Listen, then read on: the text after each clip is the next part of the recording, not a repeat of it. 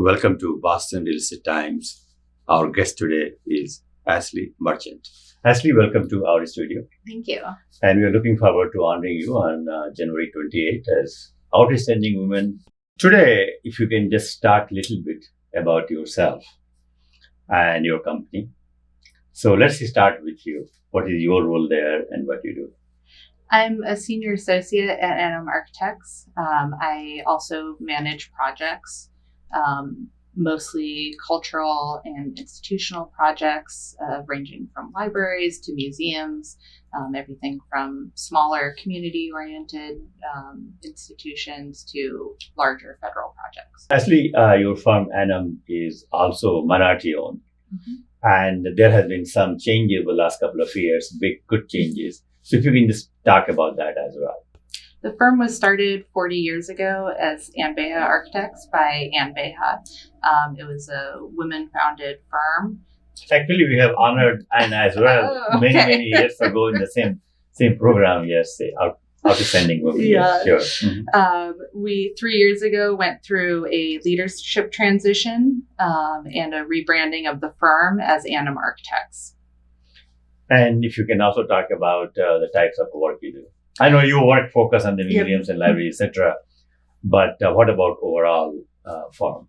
The firm is focused on institutional work, a lot of higher education, independent schools, as well as the cultural and civic projects. We also do a lot of work both in planning and with historic structures. On projects with deep cultural meaning, a lot of times we're going into an existing building and trying to figure out what that right balance is between the historic fabric of the building and the modern uses for it, and really looking at each piece of the building individually to find that right balance. When starting a new project in a community, our first question is about the community's priorities and values. Even at the end of the project, the small decisions that get made tie back to those original conversations and what the important parts of the project are. This year, we finished construction on two smaller museums, one an art museum in Muskegon, Michigan, and the Ecotarium outside of Boston. Both are really community-oriented museums. And we're also working at larger institutions like the Smithsonian, which has the potential to have a much larger impact for a much greater community. At the Smithsonian, we are balancing a lot of different considerations, both the priceless historical artifacts that they are the custodians of, as well as the visitor experience, and trying to balance sometimes the very different needs of each of those together for the millions and millions of visitors every year that they receive. Equitable design really comes into a lot of the facilities that are provided at different institutions.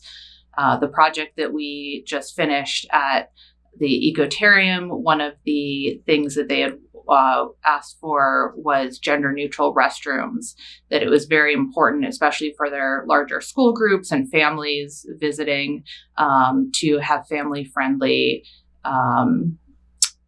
facilities there. As my responsibilities and project scale have grown, mentorship has been very important to me on larger and larger teams, and to help different team members to grow and develop as well. If you could design a building for any historical figure, past or present, who would it be, and what kind of building would you create for them?